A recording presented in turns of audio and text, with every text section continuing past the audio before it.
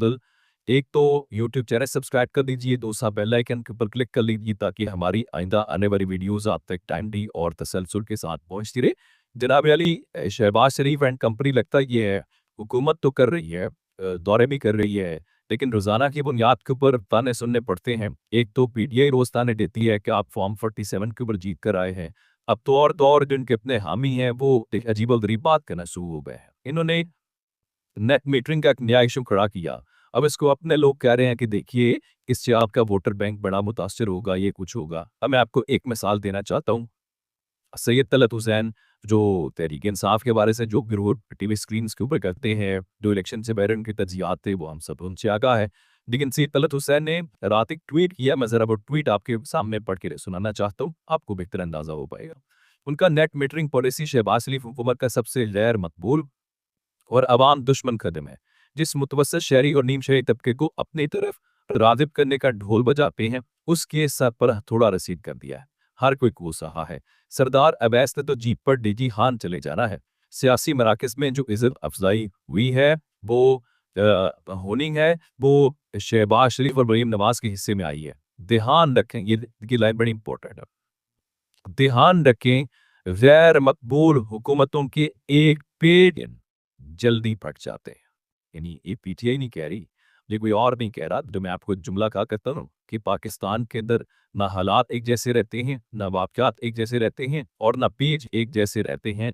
तो अब वो कह रहे हैं कि जो गैर मकबूल हुकूमतें होती हैं ना, उनके पेच जल्दी फट जाते हैं। तो इसका मतलब ये हुआ कि आप ये समझ रहे हैं कि जनाबे शहबाज शरीफ की जो हुकूमत है, वो गैर मकबूल है। ये अलग बात है कि रात को अफनानुल्लाह साहब से सवाल हुआ हेयर न्यूज़ के शो के अंदर कि मोहम्मद बारिक साहब ने उनसे पूछा कि पीटीआई की आगे मुफ़ाहमत है या मज़ाहमत है?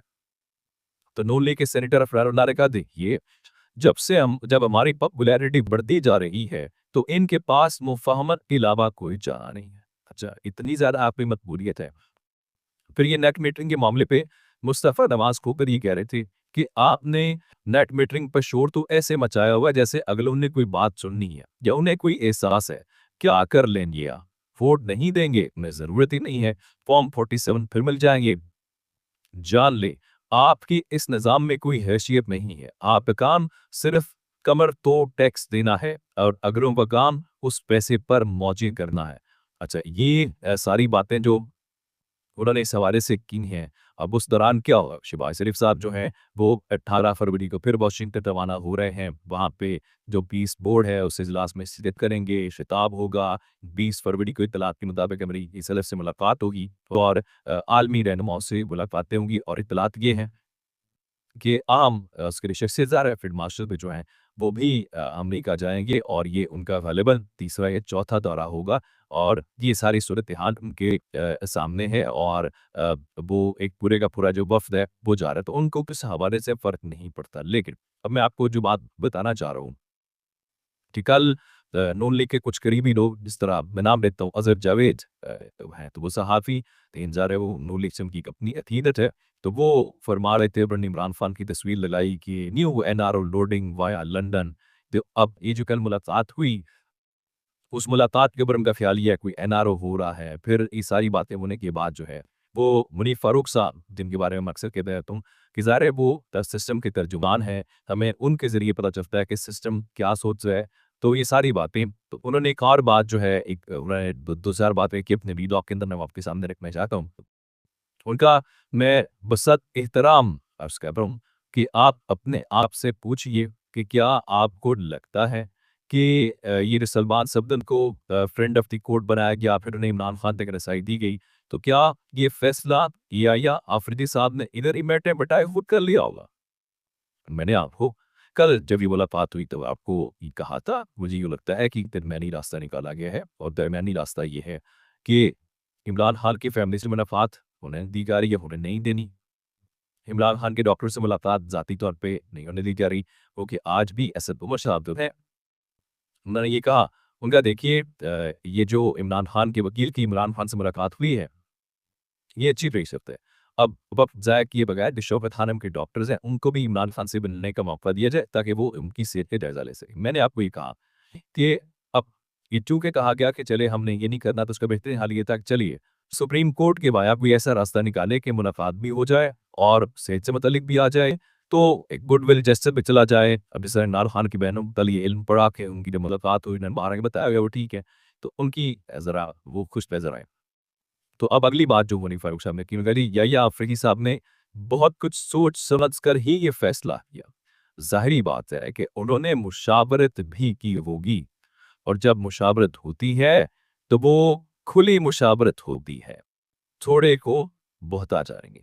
अब उनके कहने का मतलब ये है, आर्गुमेंट ठीक है, मैं इस आर्गुमेंट से इत्तेफ़ाक करता हूँ कि ऐसा नहीं हो सकता कि ऐसे में जब आपको ये पता चल रहा हो कि इमरान खान का केस सुनने की भी इस मुल्क में इजाज़त नहीं है। अगर आपको इस बात का नहीं यकीन, तो आप इस्लामाबाद हाई कोर्ट से पूछ लीजिए कि भाई इमरान खान के केसेस जो मेरिट के ऊपर समाअत के लिए मुकर्रर होने चाहिए, वो अभी तक आप क्यों नहीं कर रहे?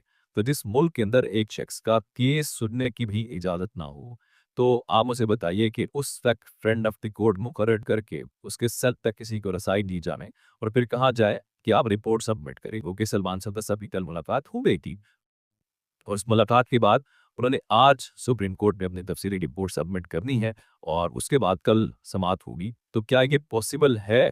मैं इस आर्गुमेंट को बाय नहीं करता कि ये कोई अकेले ही या फिर साहब उठे होंगे, तो उन्हें बड़ा ख्याल आया कि जनाब देखें ये तो अब अदले जहांगीरी करना पड़ेगा। नहीं, मैं ऐसा नहीं समझता।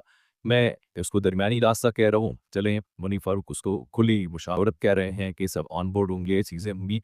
लेकिन अगर किसी का ये ख्याल है कि इस सब के बीच में इमरान खान कोई ऐसी सूरत हाल पैदा हो गई है कि इमरान खुद कंप्रोमाइज़ कर रहे हैं, या इमरान खान कोई एनआरओ कर रहे हैं, या इमरान खान के साथ डील हो रही है, नहीं, ऐसा कुछ नहीं है एज़ ऑफ दिस मोमेंट।